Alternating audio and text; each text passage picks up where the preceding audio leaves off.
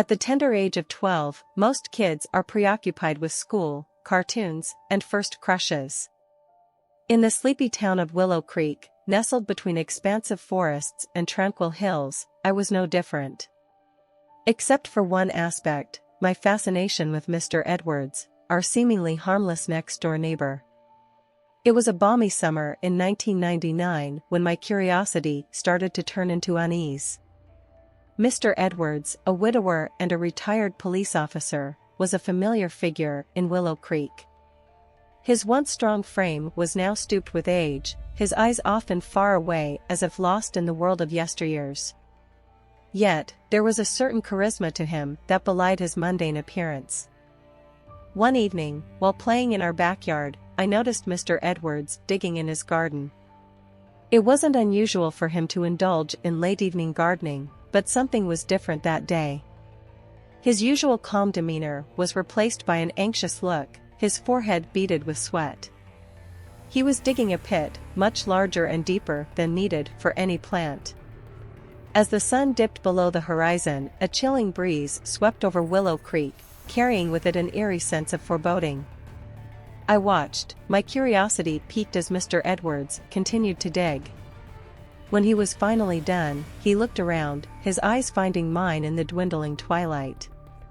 He gave me a long, hard stare, before abruptly going inside his house. The next day, our peaceful town was stirred with the news of a missing person. Alice, a classmate of mine, had vanished without a trace. The news hit me like a punch in the gut, but my mind kept darting back to the sight of Mr. Edwards digging that deep pit in his garden. Sleep became elusive as my mind teetered on the edge of a frightening revelation. Had Mr. Edwards done something to Alice? The thought was horrifying, but my 12-year-old brain couldn't shake it off. The pit in his garden, his unnerving glance, and Alice's disappearance, everything seemed to connect, forming a terrifying picture. Days turned into weeks, but there was no news of Alice. Our small town was shrouded in sorrow and fear. Parents clung tighter to their children, and the playful cheer that once filled the streets of Willow Creek was replaced by deafening silence. I decided I needed to find out what happened, not just for Alice, but for all of us.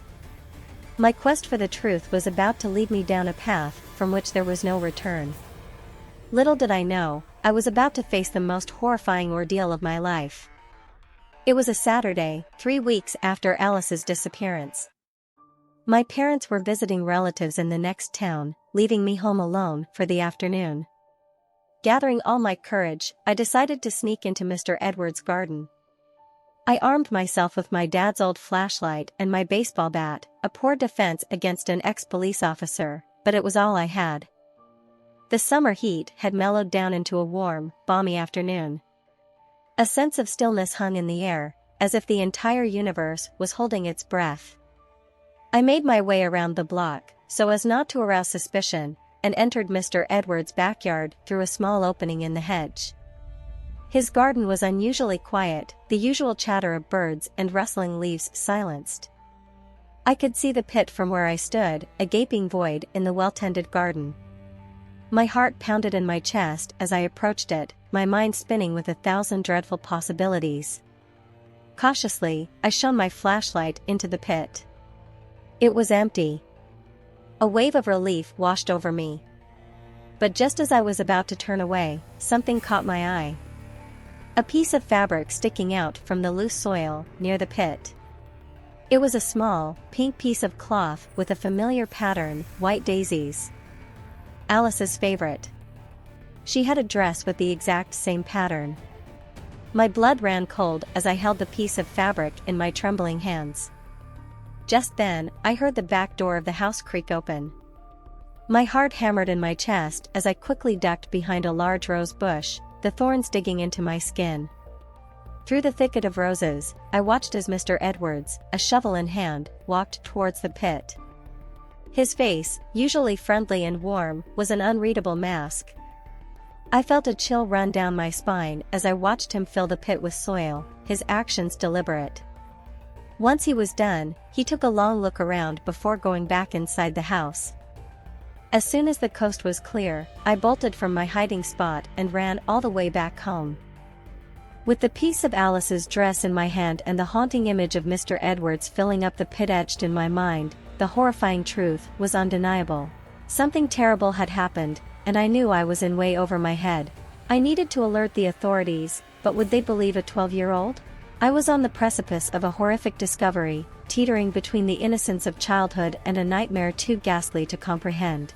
As I sat alone in my room, the piece of Alice's dress felt heavy in my hand. The weight of the situation was slowly sinking in. The once familiar walls of my bedroom seemed ominous, closing in on me. The cheerful chime of my video games echoed hollowly in the dread-filled silence. Everything had changed. The fear gnawed at me, but I knew I had to act. Fumbling with my dad's old cell phone, I dialed the only number I knew could help, 911.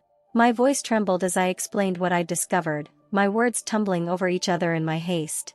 The operator reassured me, promising that the police would check Mr. Edwards' house immediately.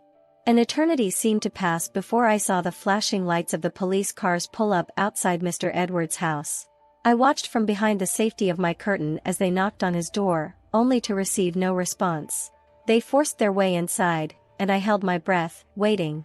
Minutes later, they re-emerged with Mr. Edwards in handcuffs. His face was pale, his usual friendly demeanor replaced by a mask of shock and defeat. As they escorted him into a police car, an officer remained behind, taping off the property. News of Mr. Edwards' arrest spread through our small town like wildfire. The next day, the local news reported that the police had discovered evidence in his house that connected him to Alice's disappearance. The town was in a state of shock. Nobody could believe that the kind, helpful Mr. Edwards was capable of such a heinous act. The following weeks were a blur of police visits, news interviews, and sleepless nights. Life as I knew it had been irrevocably changed. But amidst the horror and disbelief, there was a glimmer of justice. Alice's disappearance wasn't forgotten, and Mr. Edwards would pay for his crimes. I often think back to that fateful summer when I was 12 years old. It was a harsh introduction to the darker side of humanity, a loss of innocence that I can never reclaim. But it was also a testament to the truth, however gruesome it may be, and the strength it takes to bring it to light. The image of Mr. Edwards filling that pit still haunts me. But I also remember the piece of Alice's dress in my hand, the flickering lights of the police cars, and the promise of justice. And I'm reminded that even in the face of unspeakable horror, we have the power to fight back, to expose the truth, and to ensure that no evil goes unpunished. Because sometimes, the monsters are not under our bed or in our closets. They are walking among us, hidden behind the guise of normality. And it is up to us to unmask them.